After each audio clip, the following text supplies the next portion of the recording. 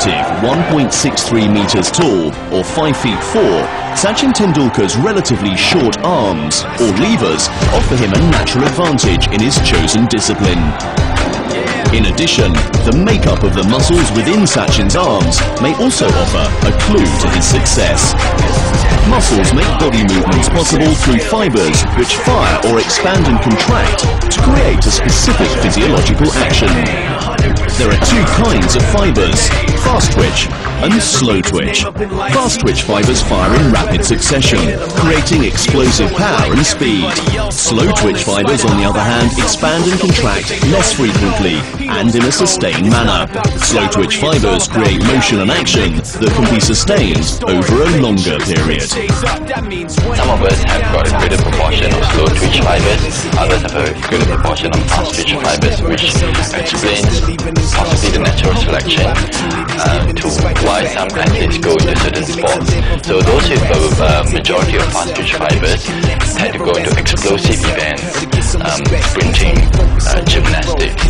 Those with slow twitch fibers tend to go into endurance type of events. In a sport like cricket, you need a lot of explosive power in swinging the bat vigorously. So if Sachin Tendulkar is known to have a greater proportion of fast twitch fibers, then he is naturally well selected, or he would have selected himself naturally in that sport. So Sachin's combination of a relatively short stature allied with a seemingly optimal blend of fast and slow twitch fibers offer him major advantages. But added to this winning formula is a physical trait he shares with all top-level batsmen: remarkable reflexes. A cricket ball weighs about 160 grams, roughly the weight of a brick. When dispatched by a fast bowler, it becomes a rock-hard projectile that at speeds in excess of 150 kilometers can do serious damage. This simulation shows just how much damage. From the time the ball leaves the bowler's hand, it takes less than half a second to reach the batsman. It's literally a case of blink and you'll miss it. The average human's reaction time is 0.25 of a second. This increases dramatically with the complexity of a task and the level of stress you're under. When a batsman sees an oncoming ball, he makes a decision based on his perception. The visual image triggers a response that kick-started from the brain down to the muscles, and the muscles execute the action, and a response is produced. Hitting a speeding projectile in the World Cup is possibly one of the most complex and stressful tasks any athlete has to perform. It's harder than a goal swing and quicker than a knockout punch. With less than 0.3 of a second to react to a fast bowler's delivery, Sachin's ability to hit the ball successfully puts his reflexes on par with fighter pilots and Formula 1 racing drivers, whose reaction times have been measured at 0.16 of a second, a time frame that some scientists have argued is an impossible one in which to make such a complicated decision. A lot of the evidence looking at decision-making in batsmen has demonstrated that really they haven't got the time to make those decisions, and yet they can make them. The ball speed isn't the only thing the batsman has to contend with. The amount of spin a bowler imparts on a ball, the characteristics of the pitch, wind velocity, they all play a part in making each ball's trajectory unpredictable. But even with just a split second to react, the time it takes to blink, the best batsmen are consistently at the right place at the right time. And Sachin Tendulkar is there more often than most. His sports vision, his ability to track the ball is a very, very high standard. To be able to read the ball, position oneself and then play the ball such that you play it away from fielders or play it onto the ground, that's the difficult part, and that's what he does very well. This is a fine shot.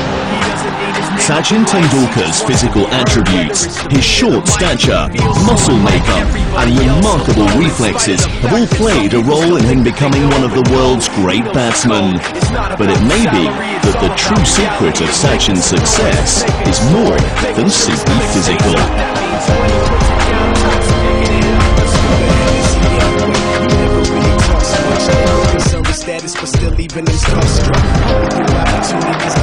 If there's one thing that best describes cricket batsman Sachin Tendulkar's philosophy towards the game he loves, it's practice makes perfect.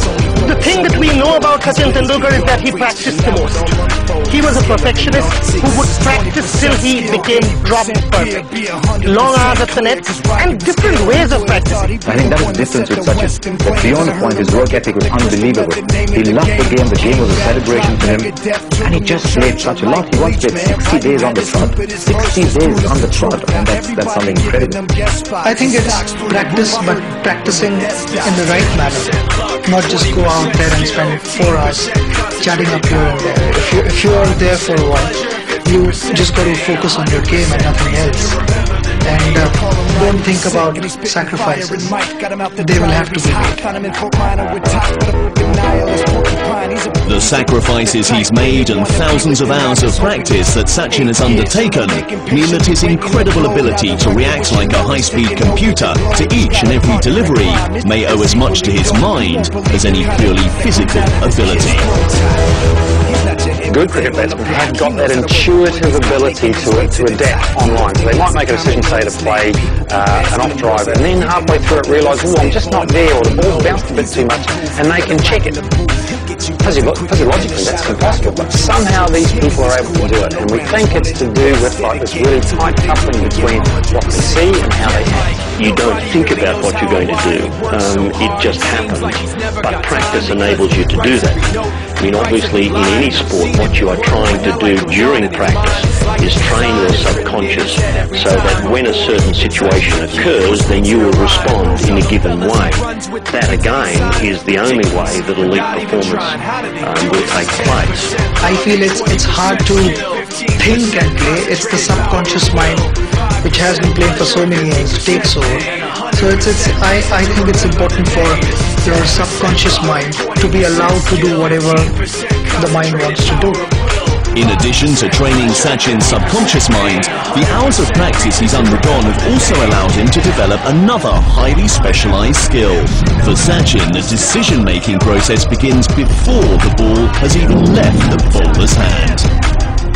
Once the fast bowler starts running in, I'm basically watching each and every moment, because sometimes they tend to give away signals, and if you pick those signals before the ball is bowled, you're kind of ready to play that ball.